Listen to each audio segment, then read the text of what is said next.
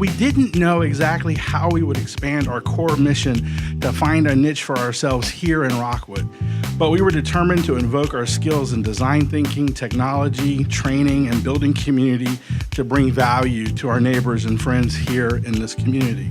We were peering into the windows of this vacant building and decided we wanted to build a digital sandbox looking out at what would become Rockwood Rising.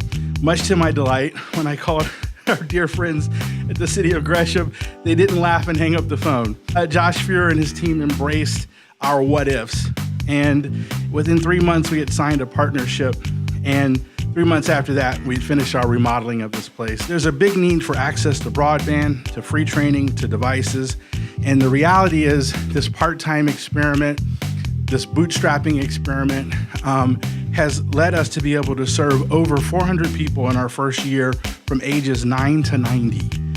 The whole family, we're building an ecosystem here. Marty called me and he said, I want to create a digital inclusion and youth program for kids in Rockwood.